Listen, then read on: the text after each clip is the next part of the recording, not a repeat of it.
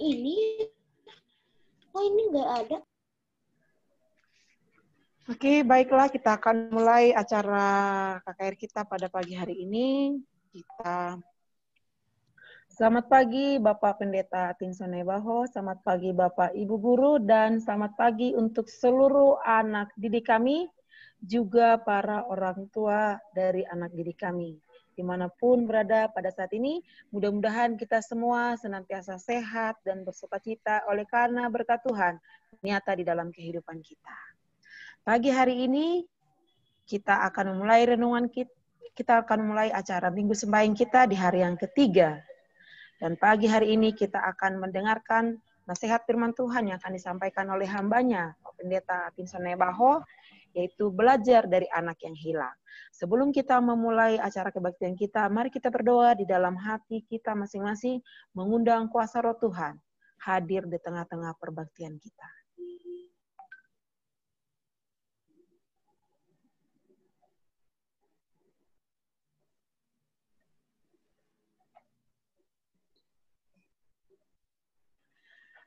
Saya mengingatkan kembali kepada Bapak Ibu Guru supaya kita tetap memantau kehadiran anak-anak kita di acara KKR melalui virtual ini. Sebagai wali kelas, kita boleh bertanggung jawab untuk kehadiran anak-anak kita. Dan kepada seluruh anak-anak didik kami, sekalipun kita tidak secara langsung berbakti, mari kita menghormati kehadiran Tuhan di tengah-tengah kita. Mari kita berbakti dengan sopan, dengan teratur, dan mengikuti setiap acara dengan baik. Oke, kita akan memulai kebaktian kita. Ibu akan bacakan susunan acara kita pada pagi hari ini. Kita akan mendengarkan lagu buka atau lagu spesial yang akan disampaikan oleh kelas 9A. Nanti doa buka akan dilayangkan oleh Ibu Aryani. Dan yang berikutnya kita akan menyanyikan lagu tema dan akan dilanjutkan oleh firman Tuhan yang akan disampaikan oleh hambanya Pak Pendeta Tinsone Baho. Dan lagu tutup kita akan dengarkan dari saudari dari anak-anak kita yaitu Seveni dan Glory Lingga. Dan doa tutup akan dilayangkan oleh Ibu Erlis Mbolon. Marilah kita persiapkan hati kita akan mendengarkan lagu pujian dari kelas 9A.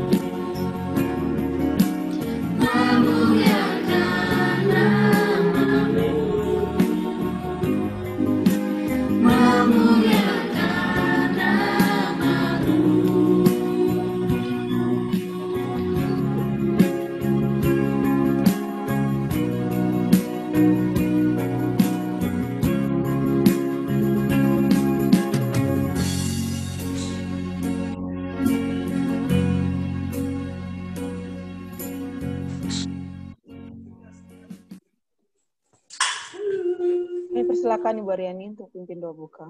Baiklah, kita bersatu dalam doa. Tuhan, Allah Bapa kami yang bertata dalam kerajaan surga, terima kasih Bapa atas penyertaan-Mu kepada kami, hingga pada hari ini kami akan melanjutkan minggu sembahyang kami yang merupakan hari ketiga, kiranya Engkau menyertai kami sepanjang kebaktian ini. Berkati juga anak-anak didik kami yang belum mengikuti Zoom ini, kiranya mereka dapat masukin Zoom ini dengan tidak ada satu kendala apapun. Berkati juga Pendeta Naibaho sebagai pembicara kami, berikanlah roh akal budi dari surga kepada beliau sehingga beliau dapat berkata-kata sesuai dengan kehendak-Mu saja. Berkati orang tua anak-anak didik kami, berkati juga kami sebagai guru-guru mereka, berikanlah kesehatan selalu sepanjang masa pandemi ini. Berkati kami sepanjang hari ini Bapak, dan terus kami berdoa dan mengucap syukur. Amin. Kita patut bersyukur untuk lagu pujian yang telah disampaikan, dan pada saat ini sebelum kita mendengarkan firman Tuhan, kita akan menyanyikan bersama-sama lagu tema kita, Bawalah yang Hilang.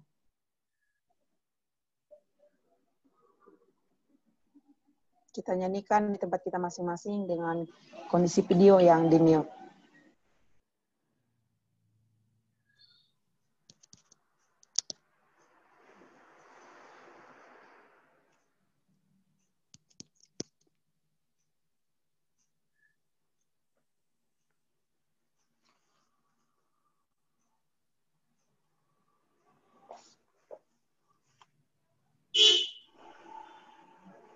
Halo Sertiroy, boleh di-share screen lagu temanya?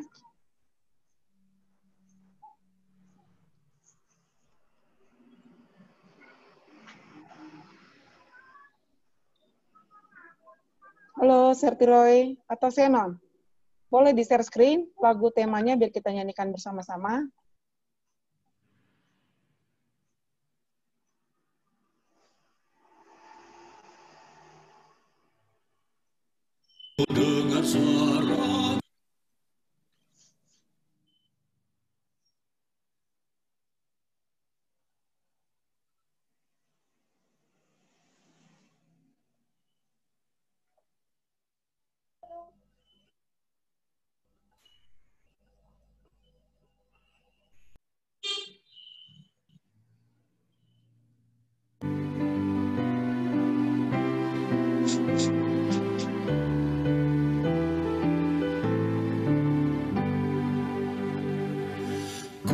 Dengar suara gembala dari padang belantara, memanggil semua yang sesat kembali ke kandang selamat. Bawalah yang hilang dari dunia yang berdosa, bawalah yang hilang kepada Tuhan Yesus. Mari kita sama-sama berdoa. Bapa kami yang penuh kasih yang bertahta dalam kerajaan surga, pada hari ketiga minggu sembahyang perguruan Advent Cimindi ini, kami datang merendahkan hati kami di hadapan Tuhan, memohon hikmat dan berkat dari surga, agar firman Tuhan yang akan kami pelajari bersama-sama boleh menjadi motivasi, kekuatan, dan berkat di dalam kehidupan kami masing-masing. Kiranya nama Tuhan dipermuliakan, mohon ampun dosa pelanggaran kami. Dalam nama Tuhan Yesus Kristus kami berdoa. Amin.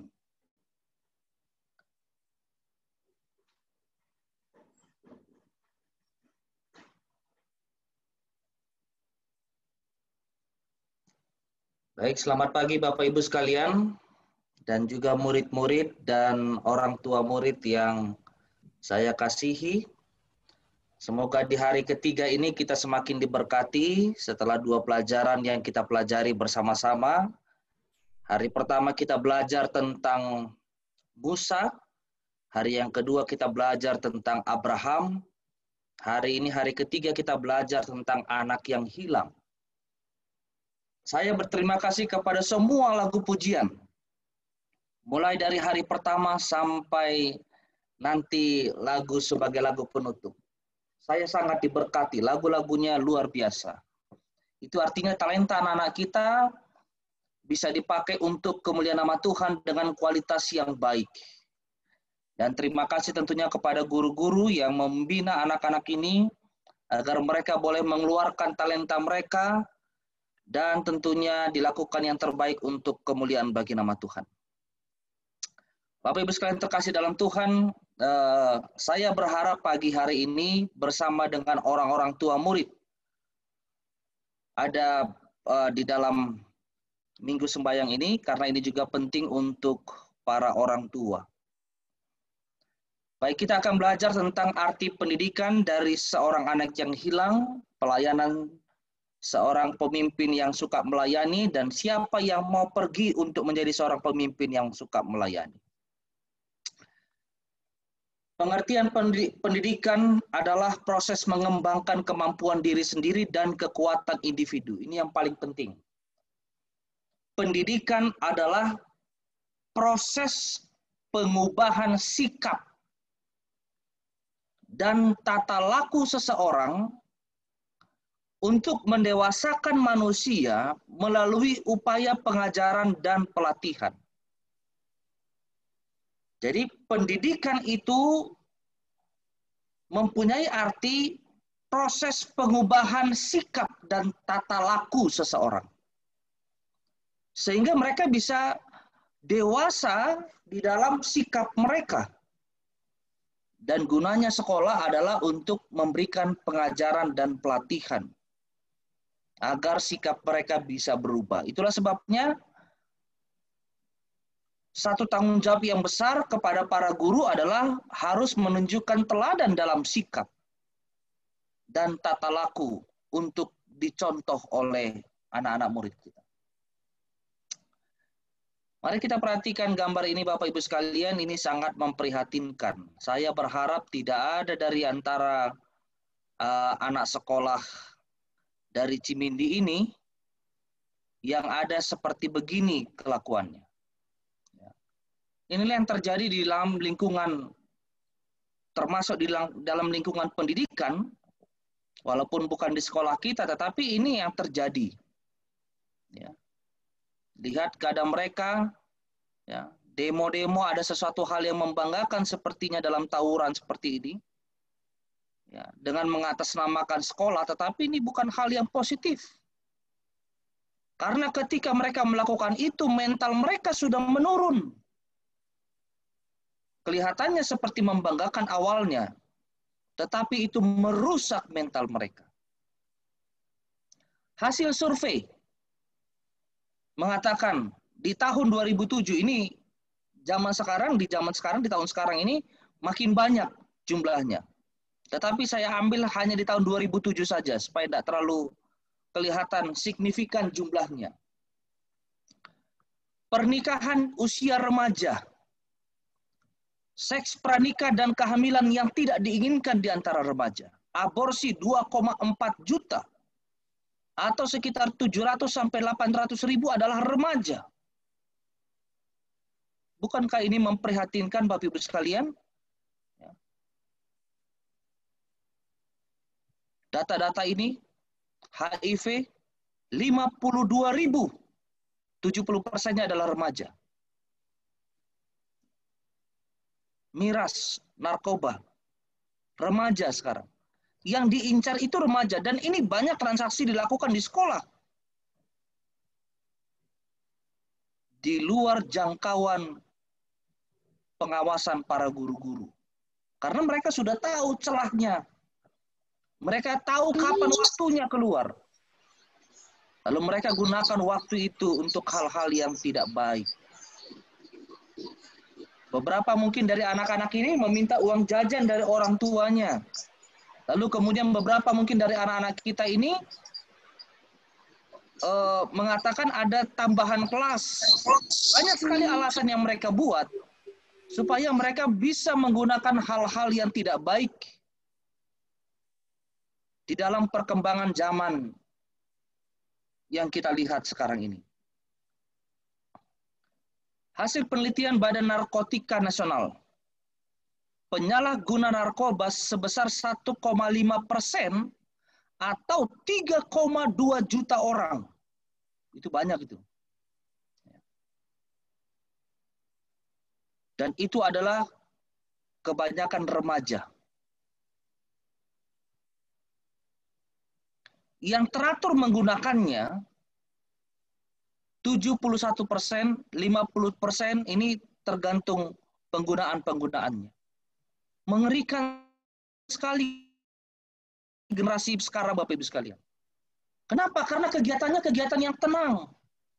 Sementara Tuhan menciptakan tubuh kita ini adalah kegiatan yang motorik, yang bergerak. Lalu kemudian kesulitan hidup di zaman sekarang membuat orang-orang muda khususnya ketika mereka mempunyai masalah dengan orang tua mereka, lalu juga mereka tidak dapatkan bimbingan dari sekolah mereka, inilah yang terjadi. Ada dua pengaruh yang paling besar. Yang pertama dari orang tua mereka, lalu kemudian yang kedua adalah sekolah mereka. Karena banyak waktu yang digunakan di rumah mereka dan banyak waktu yang digunakan di sekolah. Bayangkan kalau anak-anak sekolah kita mulai masuk sekolah itu jam 7, mereka sudah berangkat dari rumah jam 6:30, kemudian mereka pulang sekolah itu sekitar jam berapa ya? Jam 3, lebih kurang jam 3 sore pulang. Berapa jam mereka gunakan waktu untuk di sekolah? Cukup banyak waktu yang mereka gunakan untuk di sekolah.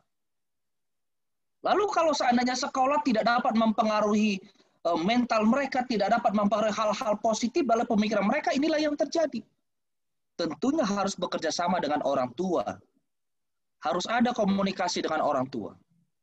Dan perlu saya sampaikan kepada para orang tua kami yang kami kasihi, tolong jangan pernah salahkan para guru di sekolah. Tanggung jawab terbesar dari anak-anak kita adalah kita sebagai orang tua. Kita yang harus mengawasi mereka walaupun mereka berada di sekolah. Mungkin bisa berkoordinasi dengan para guru. Tetapi tanggung jawab terbesar anak-anak ini adalah di orang tua. Karena ini adalah anak-anak yang Tuhan titipkan di dalam keluarga kita masing-masing. Pecandu. Artinya kalau pecandu ini sudah sering menggunakan dan mereka tidak pernah lepas lagi dari hal-hal yang tidak baik ini. Kecuali ada hal-hal yang luar biasa yang bisa melepaskan mereka. Dengan suntikan, ini Bapak Ibu sekalian perhatikan jumlah-jumlah ini besar. Dan ini kebanyakan remaja. Beban ekonomi terbesar adalah pembelian konsumsi narkoba 11,3 triliun. Besar sekali jumlahnya. Dan ini adalah anak-anak kita. Ya, saya mengimaninya tidak ada di sekolah Pacim. Tetapi bayangkan kalau ini adalah anak-anak yang kita tidak tahu, mungkin akan suatu saat akan menyebar. Itulah sebabnya orang tua harus bertanggung jawab terhadap anaknya walaupun mereka di sekolah. Harus tetap dipantau mereka. Sekali-sekali periksa handphonenya Bapak Ibu sekalian. Anak-anak kita ini. Jangan biarkan mereka tidak memberikan informasi kepada orang tuanya. Kalau mereka kasih PIN di handphone mereka, tanya PIN-nya. Karena mereka masih dalam pengawasan orang tua. Kecuali mereka sudah bekerja, kecuali mereka sudah menikah, berkeluarga. Ya mereka sudah dianggap dewasa untuk diri mereka. Tetapi ketika mereka dalam pendidikan ini, handphone anak-anak ini harus diperiksa. Mereka harus terbuka kepada orang tua mereka.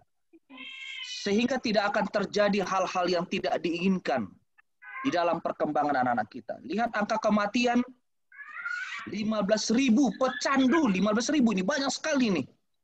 15.000. Ini belum bicara tentang COVID. Ini baru bicara tentang penggunaan obat terlarang. Jumlah yang mati 15.000. dalam 1 tahun. Dikalikan saja sudah berapa tahun dari 2007, Bapak Ibu sekalian. Memprihatinkan sebenarnya keadaan ini.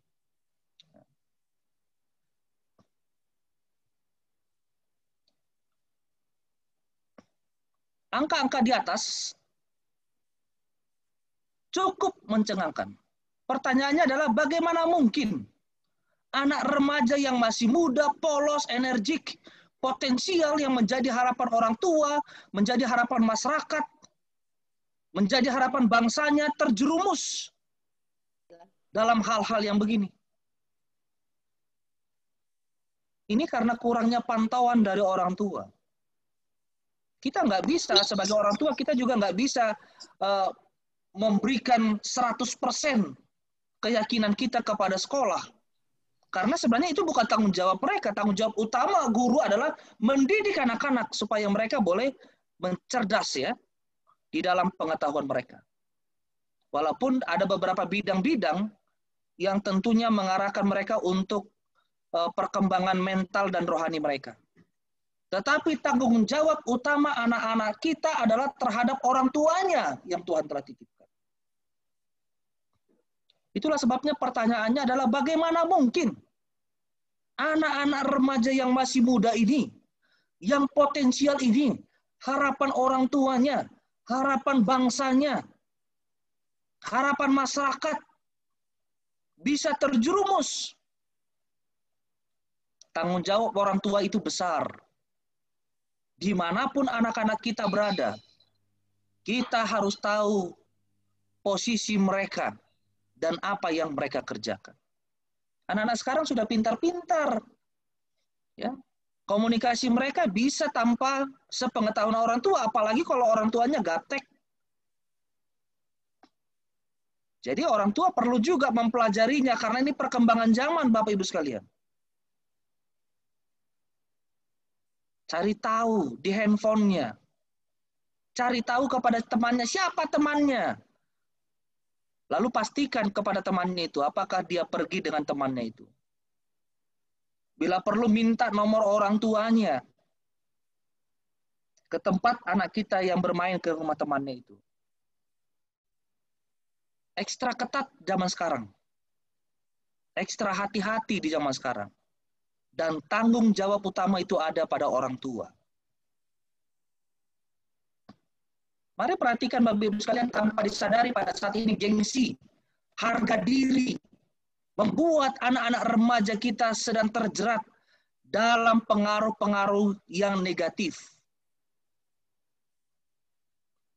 Orang tuanya susah cari makan. Handphone anaknya, handphone mahal. Luar biasa. Bisa bergaya-gaya. Anak zaman sekarang. Penampilannya nomor 1 anak zaman sekarang. Karena dia lihat, dia bandingkan dia dengan orang lain. Oh, teman-teman saya ini penampilannya begini. Handphonenya canggih. Pakaiannya yang mahal-mahal. Yang branded. Mereka tidak sesuaikan dengan keadaan orang tua. Yang berkeringat dengan peluh. Berangkat pagi, pulang malam untuk mencari nafkah.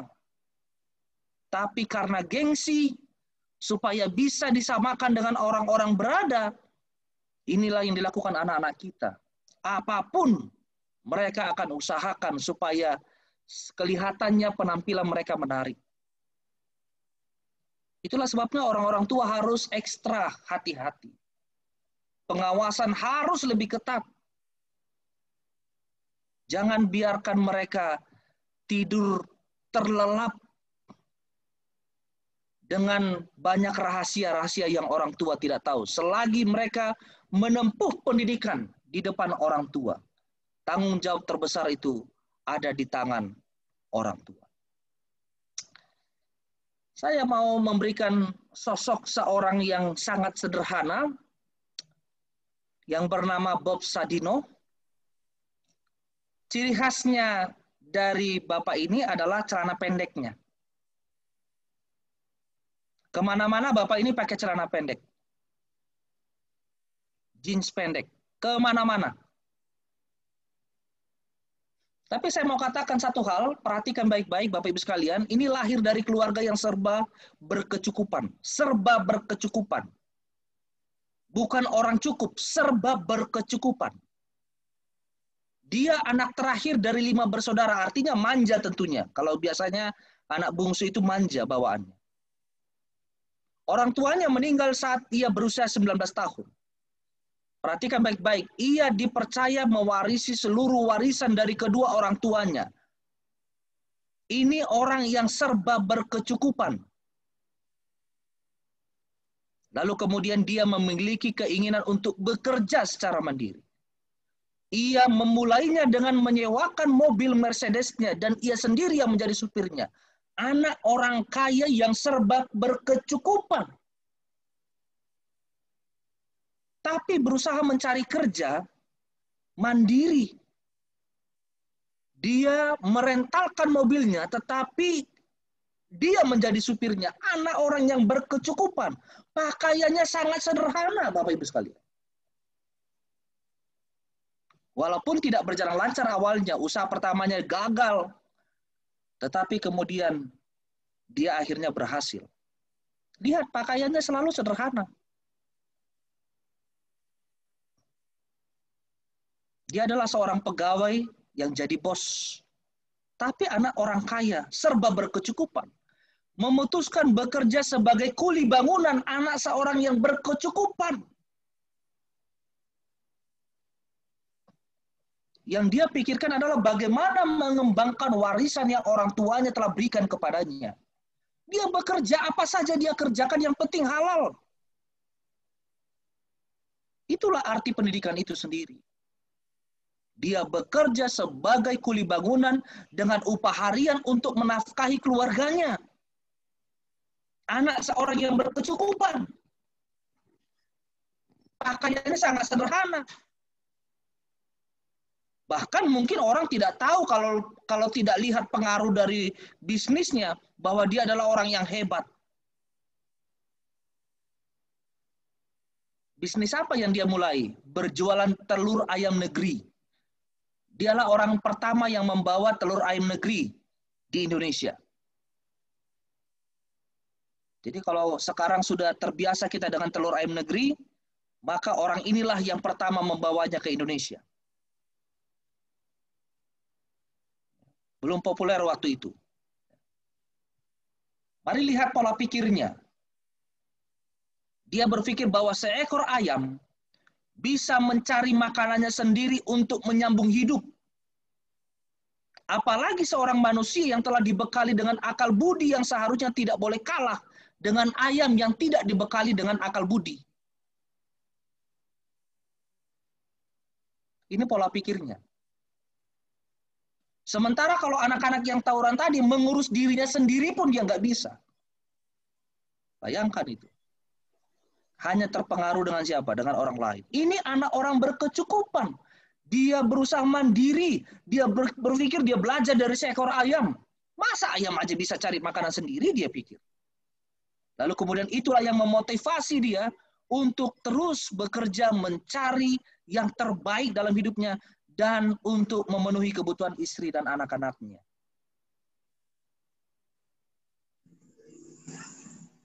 Coba lihat ini Bapak Ibu sekalian. Dia bertemu presiden, ini bukan hanya Presiden Soeharto. Presiden B.J. Habibie, Megawati, SBY. Penampilannya begini aja nih, pakai celana pendek.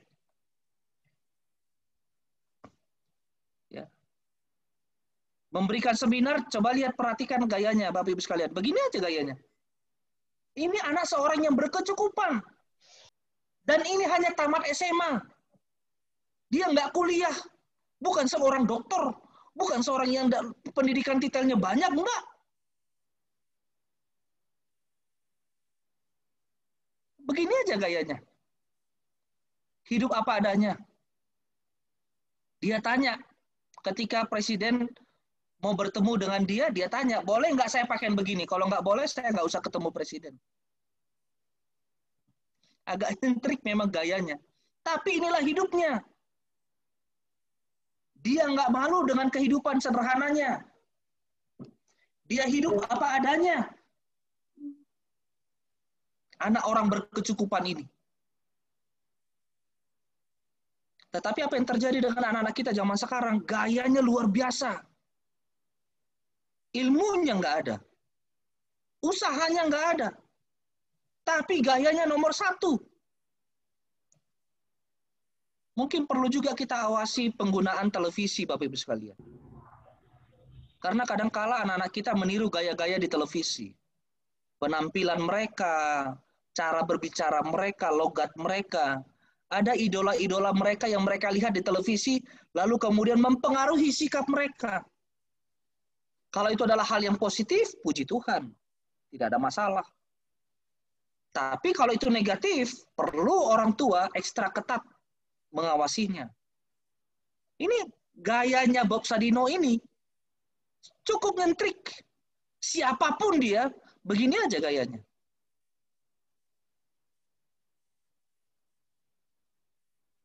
Kadang-kala orang berpikir bahwa kepintaran nomor 1. Coba kita perhatikan apa yang dia bilang. Orang bodoh itu sulit mendapatkan pekerjaan. Dia ini tamat SMA nih. Sehingga dia terpaksa buka usaha sendiri. Dalam perjalanan bisnisnya agar semakin sukses, dia harus merekrut orang pintar. Alhasil, orang bodoh tadi jadi bosnya orang pintar. Jadi, secara intelektual mungkin berguna, bermanfaat.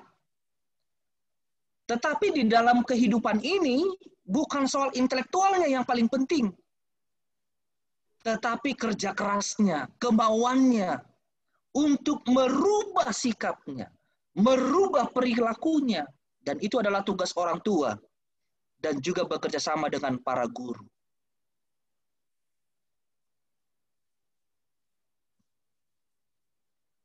Ini juga salah satu filosofinya. Dia katakan orang pintar biasanya banyak ide. Ya, kasih masukan, terus kasih masukan. Bahkan mungkin terlalu banyak ide. Sehingga tidak satu pun yang menjadi kenyataan, dia bilang.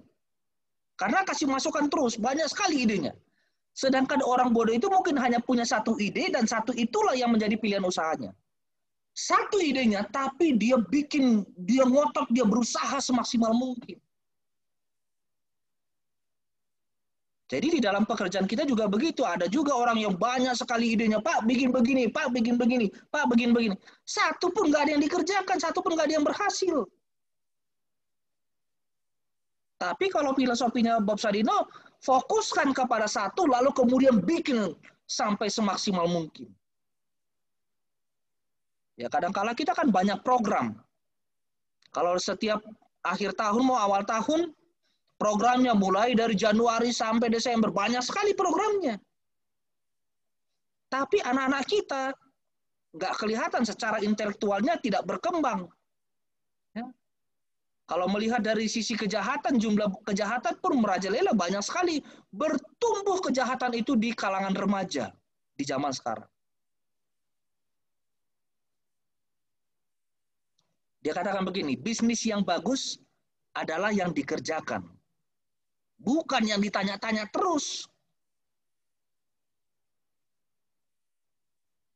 Ya, mungkin kalau seandainya anak-anak murid kita juga kan ada yang banyak bertanya, Pak ini bagaimana, Pak ini bagaimana. Sedikit-sedikit bertanya, sedikit-sedikit bertanya. Orang tuanya pusing juga, gurunya juga pusing. Jangan-jangan gurunya jadi gampang darah tinggi karena anaknya bertanya terus. Tapi kalau satu seandainya dikasih rumus langsung dikerjakan, nah guru juga senang. Orang tua juga senang. Tetapi itulah ragamnya di sekolah. Karena tidak semua anak-anak cepat mengerti, bukan?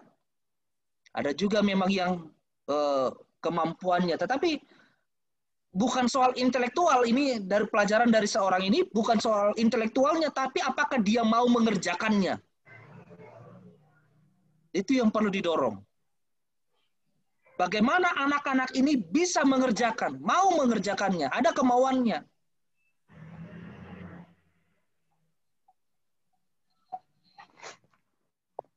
Ini bukan untuk sekarang, ini nanti buat anak-anak kami. Setinggi apapun pangkat yang Anda miliki, Anda tetap seorang pegawai. Ini prinsipnya Bob Sadino ini. Sekecil apapun usaha yang Anda punya, Anda adalah bosnya. Jabatan apapun ya tetap pegawai, ini menurut dia. Makanya dia berusaha dia untuk menjadi seorang yang mandiri dalam pekerjaan. Jadi orang tua harus termotivasi juga untuk menguatkan mental anak-anaknya supaya mereka bisa mandiri mulai dari sekarang. Walaupun orang tua berkecukupan. Ya hanya di zaman sekarang memang kita perlu dengan kekhawatiran. Kalau anak-anak berangkat sendiri takutnya diculik. Kalau kita mau buat mandiri anak-anak kita. Tetapi jangan lupa anak-anak ini pun perlu diajari cara mandiri belajar. Supaya mereka mencari jalan keluar dari pelajaran-pelajaran yang mereka dapatkan dari guru-gurunya. Dan itu tanggung jawab terbesar adalah kepada para orang tua. Punya tanggung jawab kita terhadap anak-anak kita. Mari kita belajar dari Lukas pasal 15 ayat 11 sampai 32. Ini anak seorang bos atau juga bisa dikatakan dia seorang bos tapi jadi pegawai. Kebalikan dari yang tadi. Mari perhatikan Bapak Ibu sekalian apa yang perlu menjadi pelajaran bagi kita. Yang pertama adalah dia minta warisan dari orang tuanya. Saya kasih tanda bahwa menurut hukum Yahudi atau mungkin juga di orang Batak atau di suku yang lain, seorang ayah dapat membagikan hartanya melalui surat wasiat ketika ia masih hidup. Namun pelaksanaannya harus dilakukan setelah ia meninggal. Anak bungsu ini meminta haknya yang sebenarnya belum haknya. Karena harus meninggal dulu orang tuanya baru boleh dia jual sebenarnya. Tapi dia minta. Kadangkala juga di sekolah begitu kan. Ada orang-orang yang meminta haknya padahal belum haknya. Mungkin sudah bagiannya tetapi belum menjadi haknya. Tunggu sampai haknya itu menjadi bagiannya. Tunggu waktunya, waktu yang indah, waktu yang tepat menjadi haknya. Lalu kemudian beberapa hari kemudian anak bungsu itu menjual seluruh bagiannya. Ya, sepertiga dari bagian itu adalah menjadi bagiannya, dari harta orang tuanya menjadi bagiannya. Lalu dia cari tempat yang tidak terawasi oleh orang tuanya. Bayangkan, ini kan bukankah ini satu peristiwa yang terjadi juga, anak-anak kita sering di luar dari jangkauan orang tuanya. Anak-anak kita juga mungkin di luar dari jangkauan para gurunya. Ya, dengan berbagai alasan. Ada uang mungkin di kantongnya. Lalu kemudian mereka pergi. Sebentar ya, ke sana ke sini. Lalu orang tuanya, oke. Hati-hati ya nak, hanya hati-hati. Hati-hati itu dari orang tuanya yang harus hati-hati terhadap anaknya. Guru yang harus hati-hati terhadap anak-anak muridnya. Harus diawasi mereka. Kenapa? Karena kehidupan sekarang ini kehidupan yang suka berfoya-foya. Anak-anak kita ini suka berfoya-foya zaman sekarang. Lalu kemudian setelah berfoya-foya, itulah sebabnya kita melihat banyak sekali kemerosotan moral karena kecenderungan hanya berfoya-foya. Melarat. Ya, ini sudah identik ini. Orang yang suka berfoya-foya itu pasti melarat. Lalu kemudian tadinya dia adalah seorang majikan. Karena dia melarat, dia akhirnya menjadi seorang hamba. Apa kerjanya? Itulah kerjanya, kerjaan yang rendah yang dia kerjakan. Kenapa? Nggak ada pilihan. Dia tidak punya pilihan, Bapak Ibu sekalian. Akhirnya pekerjaan yang rendahanlah yang dia kerjakan. Kenapa? Waktu dia masih posisi yang bagus, hidupnya berfoya-foya. Lalu kemudian dia melarat. Dan akhirnya dia menjadi hamba seorang majikan. Dan apa saja yang dia kerjakan, apa saja yang dia mendapat kerjaan, ya itulah yang dia kerjakan. Karena nggak ada pilihan. Kualitas tidak ada, dia sudah jauh dari orang tuanya, dan lain-lain. Tidak ada pilihan. Pekerjaannya pekerjaan rendah. Dan tidak punya harga diri dia. Tidak punya harga diri. Jika tidak mengerti arti pendidikan, kehidupan ini akan mengerikan, Bapak Ibu sekalian. Itulah sebabnya para orang tua harus terus memotivasi anak-anaknya supaya mereka mengerti arti pendidikan itu, supaya kehidupan mereka tidak mengerikan di masa depan mereka. Ya, saya senang ada satu filosofi, kalau seandainya orang tuanya hanya punya sepeda, katanya, anak-anaknya harus paling tidak punya motor. Bagus juga itu. Anak-anak itu harus lebih berhasil dari orang tuanya. Ya, bagus juga. Hanya kalau seandainya orang tuanya sudah pimpinan tertinggi kayak presiden, berarti anaknya jadi apa ya? Ya minimal samalah seperti orang tuanya. Kalau sudah itu jabatan tertinggi. Tapi yang diharapkan adalah ketika orang tuanya mempunyai jabatan yang rendah, anaknya harus punya jabatan yang lebih tinggi dari orang tuanya. Saya tidak dapat tampilkan karena saya tidak terpikir tadinya. Ada seorang orang tua ini pangkatnya rendah, TNI, balok merah, ya, sekitar kopral mungkin namanya, nama pangkat itu. Lalu kemudian dia menghadiri pelantikan perwira anaknya. Dalam video itu dikatakan bahwa orang tua ini sebelum dia peluk anaknya, hormat dulu dia kepada anaknya. Hormat. Kenapa? Dari sisi pangkat, dia kopral, anaknya perwira. Hormat dia. Ya. Setelah dia hormat, air matanya mengalir. Dia peluk anaknya, bangga sekali dia. Karena anaknya bisa melebihi pangkat orang tuanya. Bukankah itu satu hal yang membanggakan ketika anak-anak kita lebih hebat dari kita dengan jabatan yang kita emban sekarang ini? Satu hal yang membanggakan. Tetapi kalau anak-anak kita ini melarat, Bapak Ibu sekalian, bukankah itu menjadi satu tanggung jawab yang seharusnya kita emban sewaktu mereka menempuh pendidikan? Tetapi akhirnya kemudian kita prihatin, menangis-nangis. Dan tentunya orang tua, itulah yang membuat umur kita singkat. Dan jangan-jangan orang tua pun tidak ada harapan karena melihat anaknya tidak punya harga diri, tidak ada harapan, tidak punya masa depan.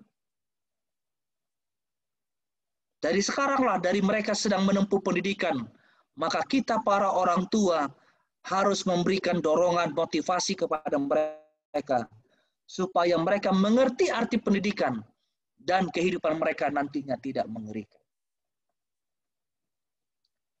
Jangan lupa Bapak Ibu sekalian, misi dari sekolah kita adalah mewujudkan pendidikan Advent yang beriman dan yang suka melayani. Mengembangkan kemampuan murid agar terampil dalam ilmu pengetahuan dan teknologi. Memotivasi murid agar kreatif, berprestasi, dan mandiri. Lalu visinya menjadikan sekolah sebagai tempat membentuk anak didik, memiliki karakter seperti Yesus, menguasai teknologi serta mandiri. Diperlukan kerjasama yang baik antara orang tua dan guru di dalam mewujudkan cita-cita anak-anak kita, supaya masa depan mereka boleh lebih cerah di kemudian hari. Doa yang sama yang saya mau sampaikan kepada kita, apapun juga yang kamu perbuat, perbuatlah dengan segenap hatimu seperti untuk Tuhan, dan bukan untuk manusia. Kamu tahu bahwa dari Tuhanlah kamu akan menerima bagian yang ditentukan bagimu sebagai upah. Kiranya Tuhan memberkati kita hari ini. Tuhan memberkati para guru-guru, Bapak Ibu sekalian, Tuhan memberkati para orang tua murid, dan Tuhan memberkati anak-anak didik kami yang Tuhan telah percayakan untuk bersekolah di sekolah Tuhan, perguruan Advent Cimindi. Kiranya semuanya kita boleh melakukan yang terbaik untuk kemuliaan bagi nama Tuhan. Mari kita sama-sama berdoa. Bapa kami yang penuh kasih yang bertahta dalam kerajaan surga, terima kasih. Pada hari ini kami boleh belajar dari pelajaran tokoh nasional dan juga pelajaran dari firman Tuhan. Kiranya Engkau yang telah menetapkan kami menjadi orang-orang yang sukses di dalam menempuh kehidupan kami, di dalam jasmani kami, di dalam kerohanian kami, di dalam cita-cita anak-anak kami. Dan dengan demikian Tuhan, ketika orang tua menyerahkan anak-anak mereka menempuh pendidikan di sekolah Tuhan, perguruan Advent Cimindi, itu adalah oleh karena mereka percaya kuasa Tuhan akan menjadi berkat yang limpah bagi anak-anak mereka yang mereka telah percayakan, dan kuasa Tuhan akan menaungi sekolah Tuhan, perguruan Advent Cimindi. Kiranya berkat Tuhan menjadi bagian seluruh orang tua. Kiranya berkat Tuhan menjadi bagian seluruh para guru dan staf. Kiranya berkat Tuhan menjadi bagian anak-anak murid yang telah dipercayakan di sekolah Tuhan ini. Semuanya boleh memberikan yang terbaik, dan upah kami pastikan Tuhan akan memberikannya kepada masing-masing kami sebagai satu berkat yang tidak terhingga, dan semuanya itu adalah sukacita yang kami rasakan oleh karena kami mengandalkan Tuhan. Mohon ampun. Baik, kita bersyukur kepada Tuhan oleh karena firman Tuhan yang telah disampaikan oleh hambanya Pendeta Tinson Naibaho yang menghimbau agar kita semua, secara khusus anak-anak didik kami, boleh mempergunakan waktu yang ada, talenta yang Tuhan berikan kepada kita dengan sebaik mungkin. Jangan pernah sia-siakan hidupmu dengan membuang-buang waktu. Mari kita belajar dari kehidupan seorang Bob Sadino, bagaimana kesederhanaan hidup yang membawa dia menjadi orang yang sukses. Mari kita belajar juga dari kehidupan anak yang hilang. Dia membuang, menyanyiakan banyak hal dalam kehidupannya. Tapi pada akhirnya memang dia bertobat. Tapi mari kita belajar. Selagi kita masih diberikan kesempatan di dunia ini, belajar melakukan apa yang terbaik di dalam kehidupan kita. Sehingga hidup kita pun boleh bermanfaat bagi sesama, khususnya bagi pekerjaan Tuhan. Baiklah, bila mana anak-anak kami atau para orang tua murid kami memiliki pertanyaan terkait dengan Minggu Sembahyang, terkait dengan firman Tuhan, boleh menuliskannya di chat atau boleh menghubungi chaplain kita, Bapak Tirois Tumorang, sehingga dapat mendapat jawaban yang baik. Atau mungkin nanti akan dibantu oleh Bapak Pendeta Naibaho untuk menjawab pertanyaan. Baiklah, kita akan menutup kebaktian kita sebelum doa tutup dilayangkan oleh Ibu Erlis. Kita akan mendengarkan lagu pujian yang disampaikan oleh Seveni dan Glory. You call me out upon the water, the great unknown, where feet may fail, and there I found you in the mystery, in ocean deep. My faith will stand, and I will call upon your name, and keep my eyes above the waves. When ocean rise, my soul will raise in your embrace, for I am yours, and you are mine.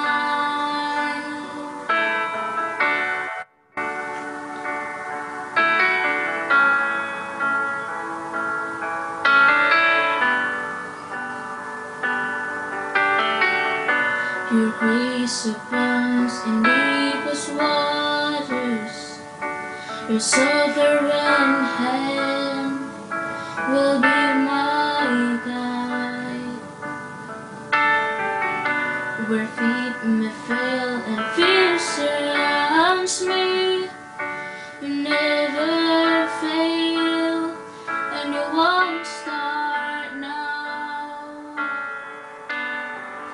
So I will call upon your name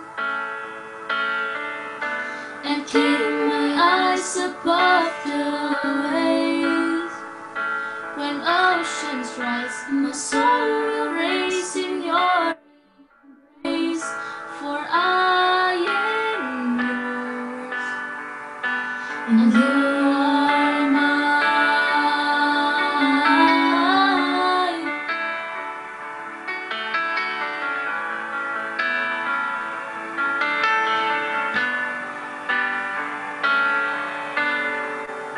Spirit, lead me when my trust is without borders. Let me walk upon the water wherever you would call me. Take me deeper than my feet could ever wander, and my faith will be made stronger in the presence of my Savior. Spirit, lead me where my trust is without borders. Let me walk upon the waters wherever you would call me. Take me deeper than my feet could ever wander, and my faith will be made stronger in the peace of my Savior. I will call upon your name. Keep my eyes above the waves. My soul will raise in your embrace. I am yours, and you are mine.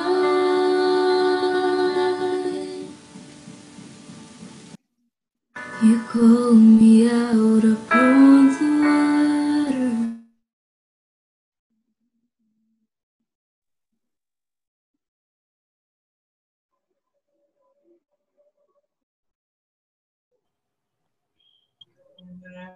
water.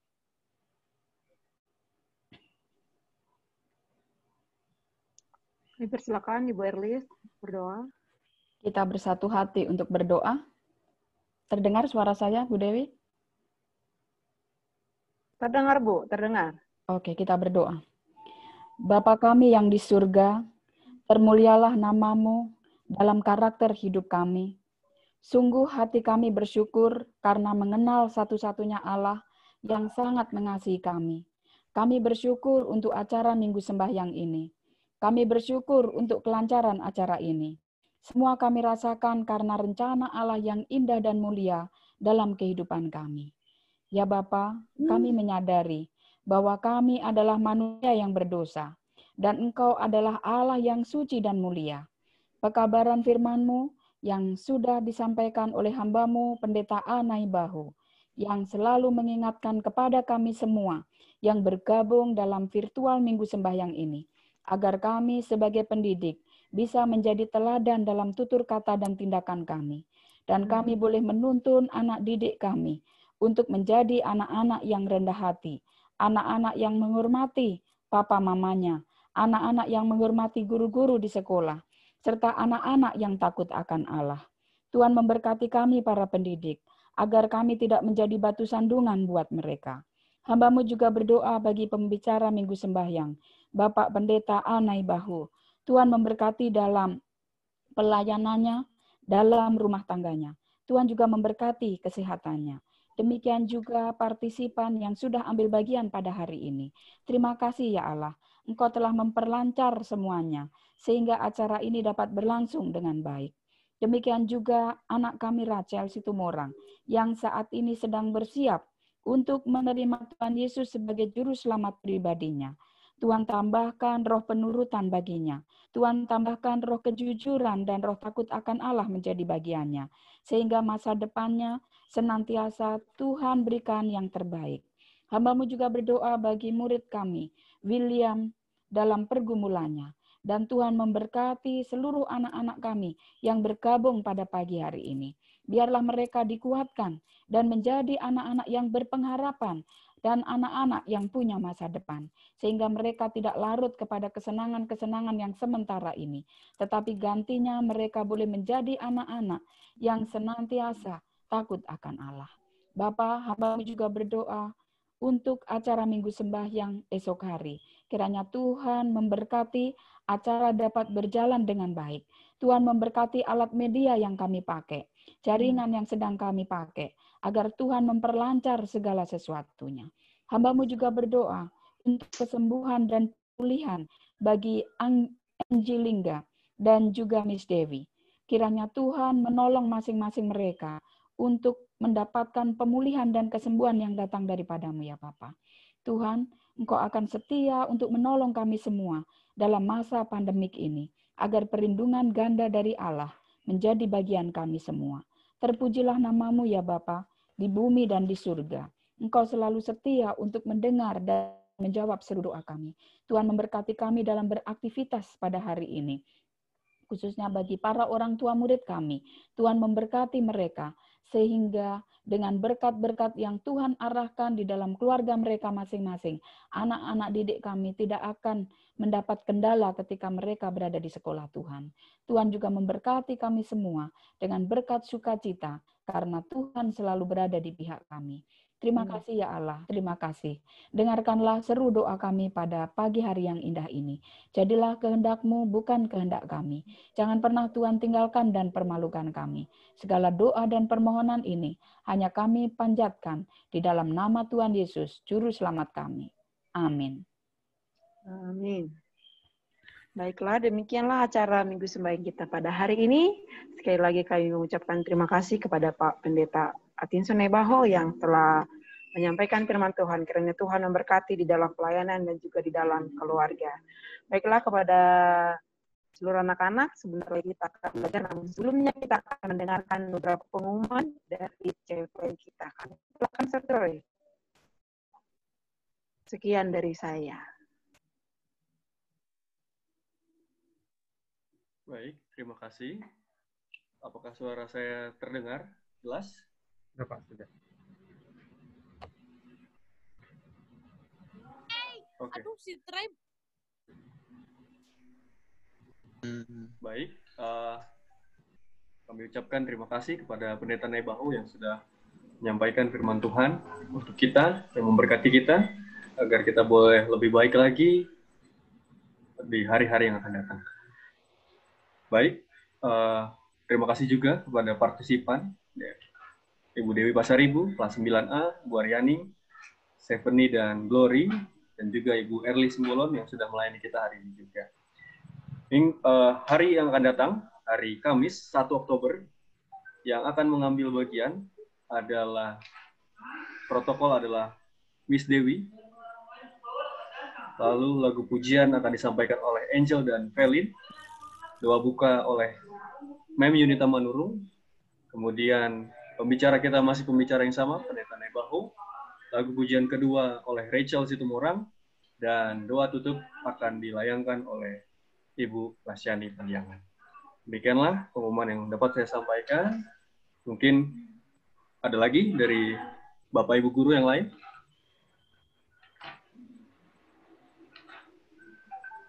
Baik, terima kasih. Selamat pagi untuk kita semuanya. Mungkin informasi dari kurikulum. Hari ini untuk tingkat SMA sudah mengikuti kegiatan belajar mengajar sebagaimana biasanya sesuai dengan jadwal waktu yang sudah di-share oleh Bapak Ibu wali kelas di grup masing-masing. Jadi ya mari kita persiapkan untuk semuanya kita untuk melanjutkan kegiatan kita hari ini melalui pembelajaran dari.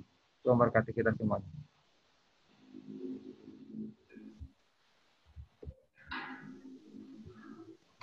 Amin. Kita boleh lift satu persatu dari. Tuhan memberkati. Saya mohon izin.